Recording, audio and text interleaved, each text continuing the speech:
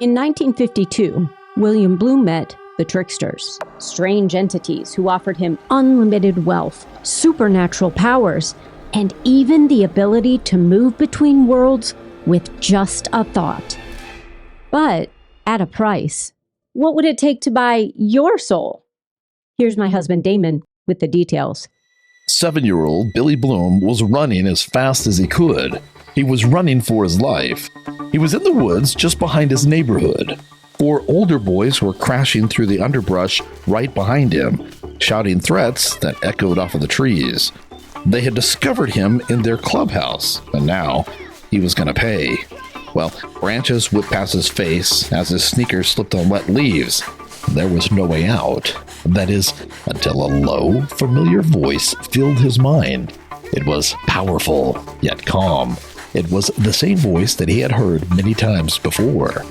"Push him, Billy," it said. "Push him now." Well, filled with fear and having no other options, Billy answered out loud, positively and with no doubt, "Yes, push him." What happened next defied reason. A sudden powerful gust of wind came out of nowhere and tore through the woods like this invisible hand. It slammed hard against the lead boy, and it lifted him completely off of the ground, and then it hurled him several feet backward. Well, that stopped the other boys cold. Their eyes wide, and they stared at their friend for just a second, who was crumpled up on the forest floor moaning. Then they looked over at Billy, small, alone, unarmed. But there was something in his eyes.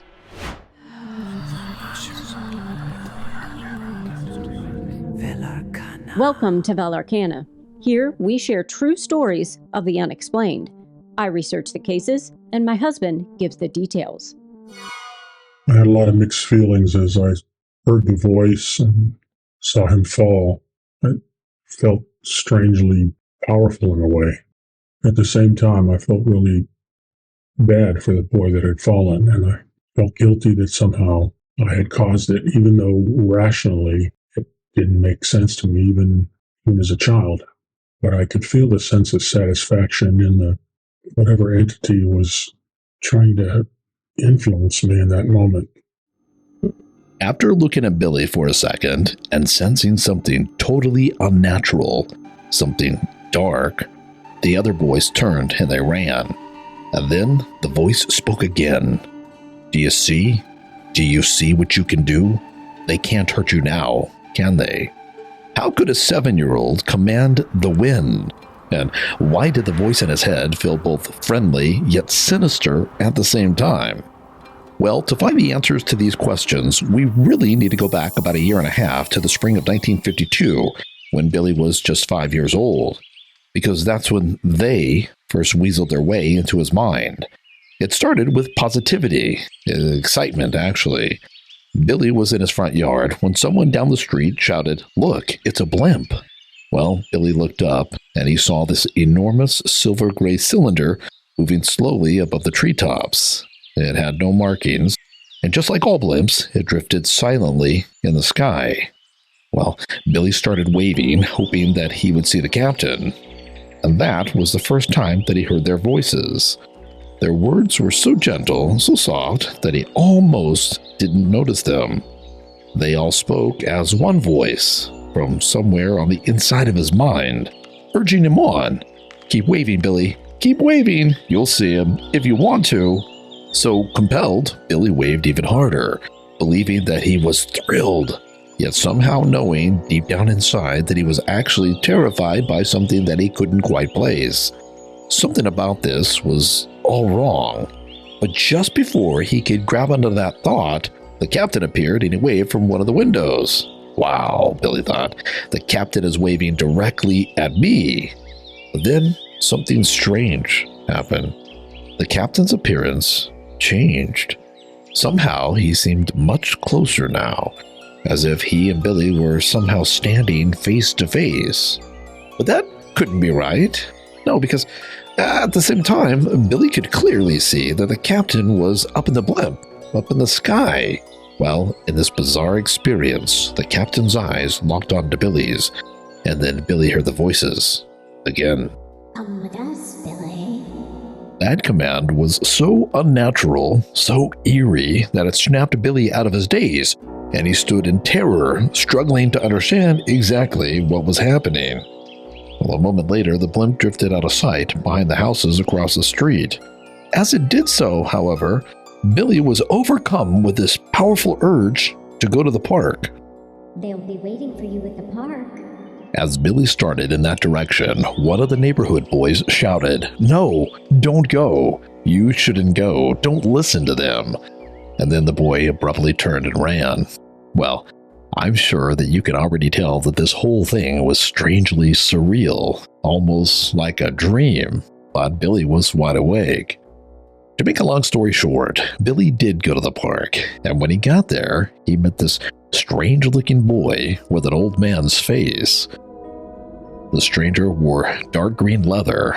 Now, this is interesting. He carried this odor of decaying flesh, as if he were in the process of dying. Yet somehow this strange man was able to put Billy at ease. He told Billy that the smell would go away if Billy would just wait a minute, and then it did.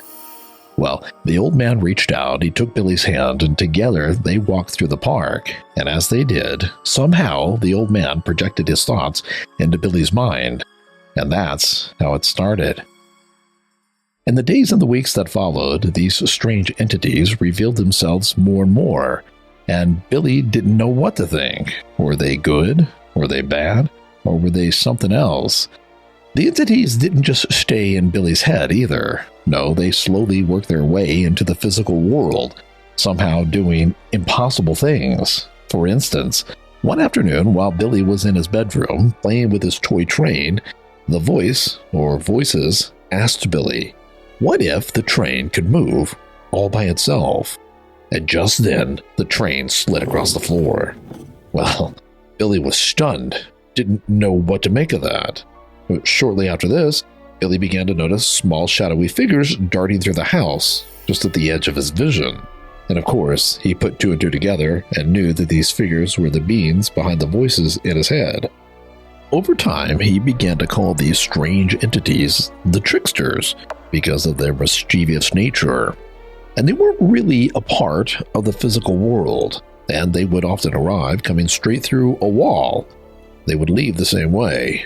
So one day, Billy asked if they could teach him how to walk through walls, and to his surprise, they told him exactly how to do it. But he wouldn't just be walking through a wall. No, they told him that he would be opening a doorway to someplace else. Well, at first, Billy did not believe that he could actually do this, but he followed their instructions, and whether he had done it himself, or whether they were secretly making it happen, the wall became translucent, and Billy stepped through. On the other side, he found himself in a strange and unfamiliar world, a place he had never been. It just seemed to be a vast landscape that I cautiously started to explore until I felt this kind of ominous presence of being watched.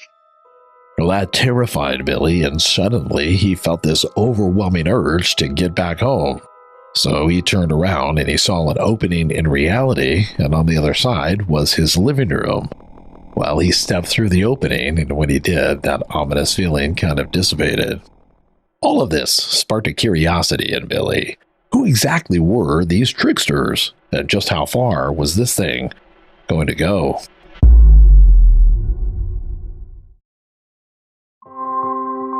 Velarcana. The days turned into weeks, and the weeks turned into months, and the tricksters never left Billy's side. They were always there, just out of sight, whispering guidance that felt both playful and strangely purposeful, as if there was maybe a hidden agenda involved. Perhaps something like the devil on your shoulder, I guess. The tricksters helped Billy with all sorts of things. For instance, one day in kindergarten, the teacher had all of the students create paintings. It was a big project that started out at school and found its way home. While all of the other children made these simple scribbles, Billy had a different experience. As he worked on his painting, the tricksters directed his small hands. No, not like that. Here, let me show you. See, let the colors flow, like this. And with that, the brush almost moved by itself. Colors blended in ways that Billy never would have imagined. Trees gained depth of shadow, a road curved with perfect perspective, and birds seemed to lift right up off of the page. When the painting was finished, Billy's teacher, Mrs. Doyle, just could not believe that Billy had painted it. So she took it to the principal, and together they questioned Billy. Who really painted this? I did, Billy said, hesitantly, knowing that that wasn't exactly the truth. But how does a 5-year-old share information about the Tricksters with adults, right? Well, then came the first miracle. Billy was in the basement helping his mother with the laundry. They had one of those old ring washers. It was the type that squeezed clothing between 2 rollers. Well, there was this horrible accident, and Billy got his hand caught between the 2 rollers. Before it was over, his entire arm and part of his chest had been pulled through, and the doctors were sure that he was going to lose that arm. The funny thing was this: right before his hand got caught between the rollers, this voice had told Billy, "Billy, put one of your socks in the rollers. See what happens. It'll be fun." But as he did so, this voice then distracted him just a second too long. Before he knew it, he was in a cast, wondering if he was going to lose that arm. And that's when the Tricksters offered to help. "We can heal your arm, Billy. All you have to do is ask." Well, at first, Billy was angry. Why in the world did you let this happen in the first place? But they swore up and down, "No, Billy, that wasn't us. No, that was another entity. We would never do something like that to you." Well, eventually, Billy accepted their offer, and when the doctor removed the cast, he couldn't believe his eyes. I never would have imagined his arm could heal. Neither could the surgeons. They kept arguing to take it off right then, fearing it might immediately go gangrenous and put him at an extreme risk. Many more unexplainable things happened to Billy, and the Tricksters were always somewhere there in the midst. Sometimes they acted as if they were his best friends, helping him with all types of things, like that painting that I mentioned earlier. But other times, well, they seemed as if they just wanted to terrorize Billy. Once, they levitated him off the floor toward the window, and he just knew that they were going to take him someplace terrifying. But at the very last minute, once he was thoroughly petrified, they stopped. Don't worry, we're not really taking you anywhere. Another time, they forced his eyes open. Now, this is terrible. They made him view all sorts of horrible images that no one, much less a little boy, should ever have to see. The Tricksters were strange, Mercurial. Then one day, they started saying that they could hurt people for Billy, his enemies. And all he had to do was just ask, and then worship them for it.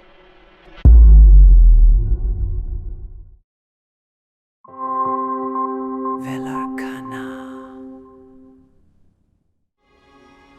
Billy went to Catholic school as a child, and his first grade teacher was named Sister Mary Elizabeth. And she was known for her stern temperament and for disciplining the children with her wooden pointer right across the backs of their legs. Well, one afternoon, while the class was lining up to walk across the church parking lot, Billy started chattering with a student behind him. And before he knew it, Sister Elizabeth grabbed him by the hair and jerked him out of line. And just as she was preparing to give him a powerful wallop with her pointer, Billy heard the familiar voices of the Tricksters. "You can hurt her, Billy.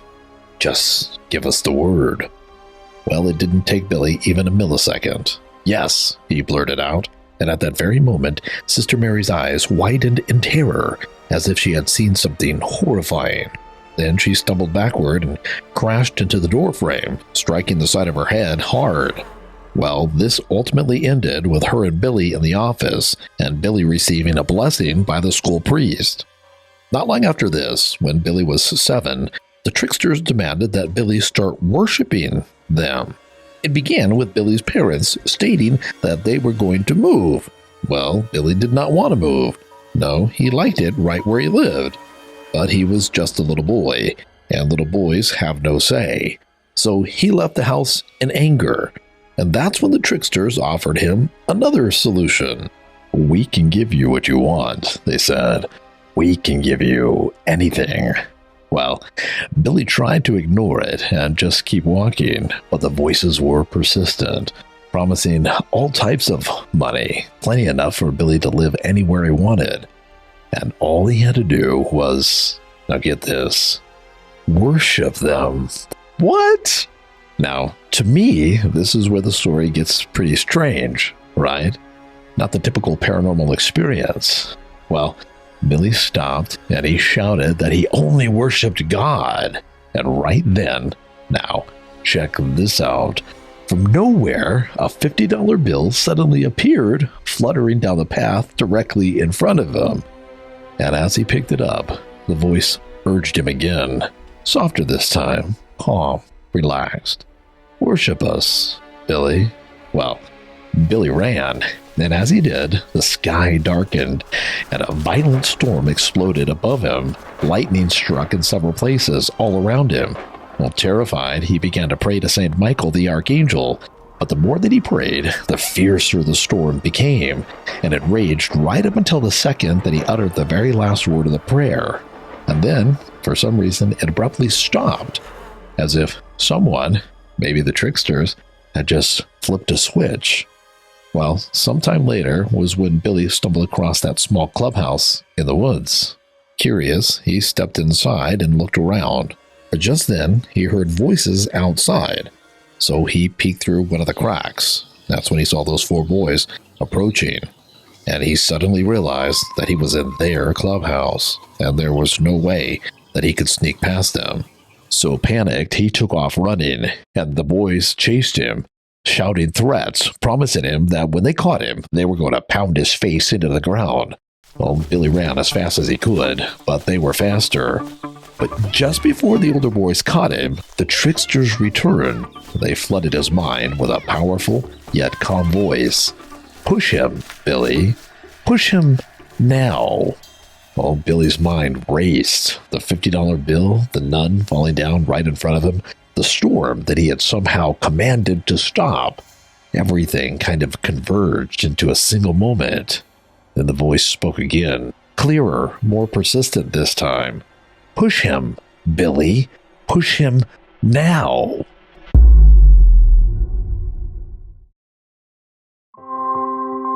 Velarcana. Little Billy was running as fast as he could, and 2 things were happening. 1, 4 boys were about to catch him and pound him into the ground. And 2, the Tricksters were urging him to let go and to allow them to help. They could hurt the boys for Billy. Well, finally, terrified and with no other options, Billy answered out loud, "Yes, push him." And at that very moment, a violent gust of wind tore through the woods and slammed hard into the leading boy. So hard, in fact, that it knocked him back several feet. He landed right in the middle of a thorn bush and then began to moan, while the other 3 children stopped immediately, completely confused. They stared at their fallen friend for just a moment, then they looked at Billy, small, alone, unarmed, but with a strange expression, intense, determined, maybe even evil. Well, a second later, they ran. Then the Tricksters spoke again. "See? You see what you can do? They can't hurt you now, can they, Billy? Worship us." But after all of this, Billy knew one thing for sure. None of this was any good. These powers he did not want. So he made a decision right then and there. He was going to ignore the Tricksters and never accept their help again. And although they tried, he stuck to that promise. Then, when he was 13 years old, his parents scheduled him for a minor medical procedure that would close a sinus tract that had been giving him trouble throughout his childhood. Strangely, that caused the Tricksters to resurface.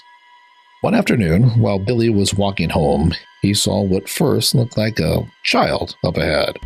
But as he got closer, a terrible chill came over him. It was the little boy with the old man's face. The same one who had taken his hand in the park 9 years earlier. The same one who had started this whole thing. Well, as Billy approached, the figure spoke without words. He told Billy not to have the procedure, He said that if he did, then the Tricksters would leave him forever. To which Billy shouted at the top of his lungs. He said that he wanted them to go. He wanted no part of them and just wanted to be left alone.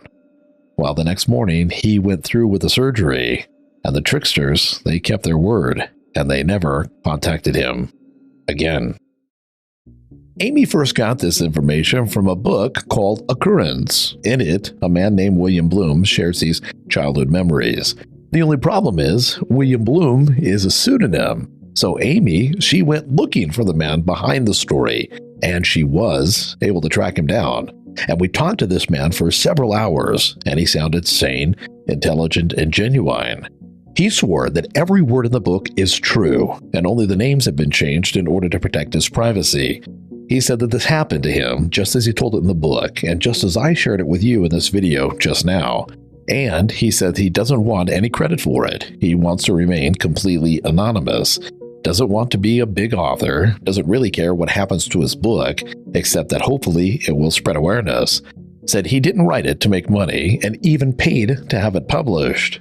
He only had one request when we spoke with him, and that was that we keep his identity private. So we are.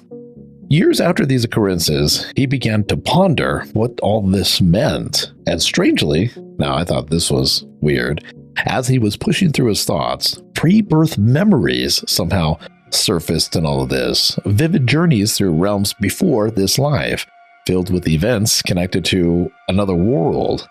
He remembered a painful death, finally letting go, and then this infinite void of nothingness that he said seemed to stretch on for what felt like forever. He said that he sat there in this nothingness for so long that he ended up pleading with anything that might be listening to please send him back to the mortal plane, anything to get out of that abyss. When he spoke with us, he said that he feels that the human experience is just a tiny sliver of reality, and that there are definitely cosmic forces all around us. We just can't see them. He never did get to the bottom of who or what the Tricksters were. Now, I'm curious if any of you have any ideas. If you do, would you please share your thoughts with me? If one reads this book, well, there are parts of it that make the Tricksters feel if maybe they could have been extraterrestrials. But then again, I've never heard of an extraterrestrial begging for worship. Have you? By the sheer nature of this story, Amy wasn't able to verify any of these childhood events. The best that she could do was to get a hold of this man and then to hear what he had to say. And again, he sounded extremely genuine and intelligent. So, as always, we leave it to you to make of this what you will. For me, well, I think that children have deep imaginations, and sometimes, as adults, we recall imaginings from our childhood as memories. Maybe that's something like what happened here. I don't know. I do know one thing, though. The universe is far stranger than the current textbooks would like us to believe. And I would bet, and remember, I'm the skeptic, that there are probably more truths to these stories that we tell, at the very least in the form of lessons, than there are falsehoods. I spoke with William at length, and he struck me as sincere, thoughtful, and genuine. And in the last chapter of his book, he describes vivid memories of a past life and his personal Kundalini awakening. Memories of life before birth, death, return, and the soul's journey through suffering, knowledge, and purpose. And when I asked him specifically how the awakening connected to the Tricksters, he said, frankly, I don't know. And I thought that was powerful because he really seems to be grappling with the meaning behind all of this, not trying to convince us. So, were the Tricksters real? I don't know. But I think this story is a good reminder that events in our lives, whether considered paranormal or not, all have meaning. And speaking of meaningful moments, if you like what we do here, please take a moment to support our work on Buy Me a Coffee. It truly helps research and production. Oh yeah, and next week, we'll be going live. We love to see you all there. Until then, stay curious.